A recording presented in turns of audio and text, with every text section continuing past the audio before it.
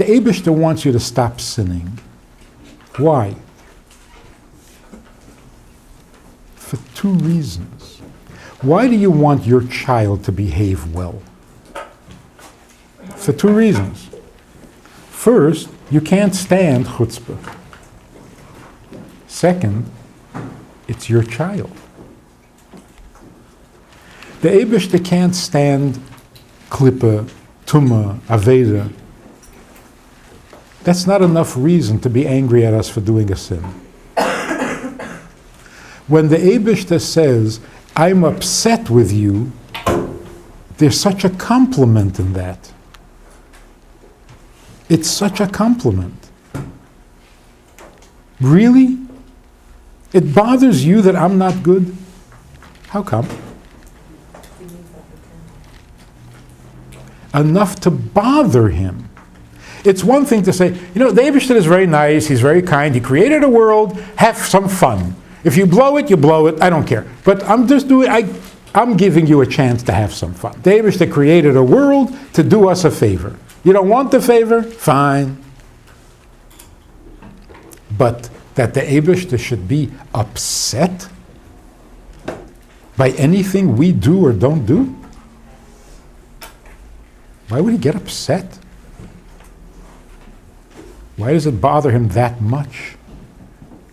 It's not just God sounds vengeful, and not just like, here, enjoy. Vengeful and mechanical. There's no romance. Actually, I had this conversation with a guy. Maybe I've told you this already once. He's a kollel guy, which means he's in yeshiva all his life. He has 9 children, lives in Minneapolis, and he's never left yeshiva. Before he was married, after he's married, he sits and learns. Huh? I asked if he learns. He is a godel. His wife came to Beis Chana once. And we were talking then about Avraham, Yitzchak, Yaakov. Avraham served the Eibishter out of love, Yitzchak served the Eibishter out of fear, and Yaakov served the Eibishter out of Rachmanas. And that you have to have Rachmanas on the Eibishter. Because he invested all of this in the world, he made himself vulnerable to our freedom of choice, and you have to have Rachmanas. She went home, and she told her husband what she heard. He calls me the next day, and he says, I'm just calling to clarify something. My wife probably didn't understand. She must have heard wrong. She came home and said that you said you should have Rachmanas on the Eibishter. Now, you couldn't possibly have said that. So I just want to clear it up. I said, yeah, that's what I said. He says, how could you? Rachmanas on the Eibishter? He says, we have to talk about this. I said, gladly. So I went over to his house, and we sat and talked an entire night, till the sun came up. Arguing back and forth and back and forth. And I'm quoting him this, and he quotes me that. And this was like this, and this is like that. And here it sounds like the Eibishter does care, but here it sounds like he doesn't care. Basically, his position was, the Eibishter is perfect. He's perfect. How can he need anything? He's perfect. So he's not getting, nothing's getting through to him. So I finally said, let me ask you a question just for my own curiosity. I'm trying to tell you that needing a mitzvah is not an imperfection. Let's say it is. And therefore you have to choose. What would you prefer? That the Eibishter is perfect or that the Eibishter needs you? He says that the Eibishter is perfect. That the Eibishter needs me, I need him, that's Baba Mises. The Eibishter is perfect. I said, why do you need the Eibishter to be perfect? He said, because if he's not perfect, I won't serve him. So we continued on having this conversation, on and on and on. And we're both getting tired already, running out of steam. So I said to him, if you're right, that the Eibishter doesn't need anything, then what does it mean, Ivdu es Hashem? What do you mean serve him? What are you serving him? What he doesn't need? Listen to what this Talmud Chacham said. He said, you know, that's the one thing I never understood. He's a Talmud Chacham, he knows Shas by heart. The one thing he'd never understood is, what does Ivdu es Hashem mean? Then why does he wake up in the morning? I have no idea. But let's get to the punchline. Get to the punchline. We got up. We were both finished, exhausted. Nobody got anywhere. I didn't convince him. He didn't convince me. So finally, I get up. Good night. Thank you very much. It's been a pleasure. He says, wait a minute. Let's talk practical. He says, if the mitzvah is for me, then I'll do it. If he needs it, why should I do it? In other words, you're turning me off. By telling me that the Eibishter needs my mitzvah, you're turning me off. Because if he needs it, let him do it. Do you hear this?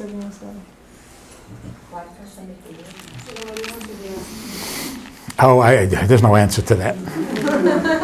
If he didn't need anything, he wouldn't be perfect. If he didn't need anything, he wouldn't be perfect. He would be a statue. What is impressive about not needing anything?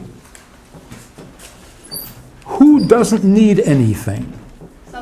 A statue. A lifeless thing. I mean, the argument is so senseless that you can't even.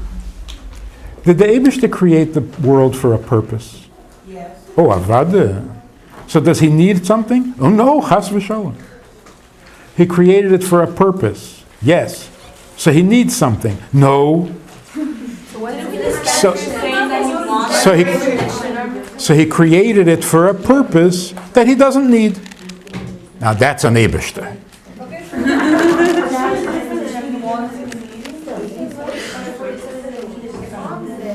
Listen. What makes you perfect is your need.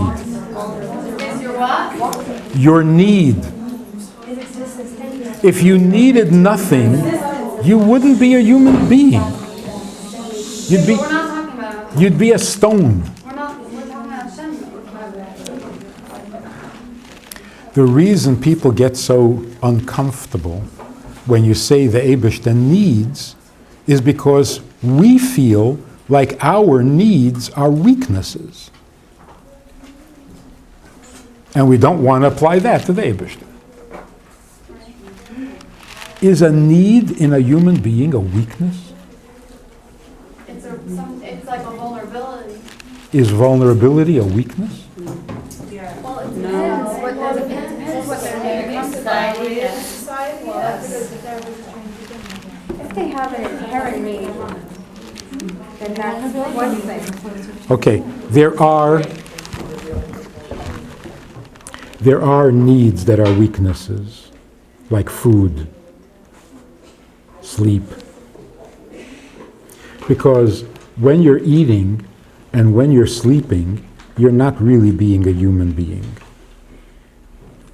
You're taking a break from being a human being to do something that is not so human.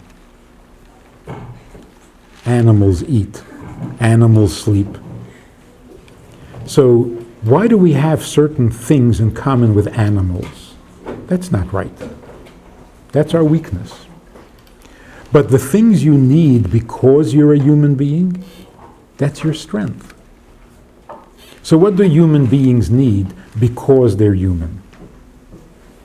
Friendship, a purpose in life.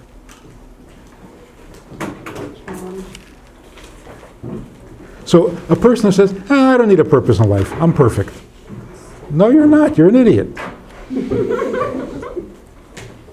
A person says, I don't need friends, what do you think I am? Emotionally dependent? No, I think you're a monster. So when a person needs friendship, that's a weakness? Well, that's what makes him perfect. So if the Eibishter needs something, that means he's a living Eibishter. An Avodah Zarah doesn't need anything. He is still incomplete. Because he still doesn't have what he wants or needs. So until there is a Dira B'Tachteinen, the Eibishter is not complete. Which means he suffers.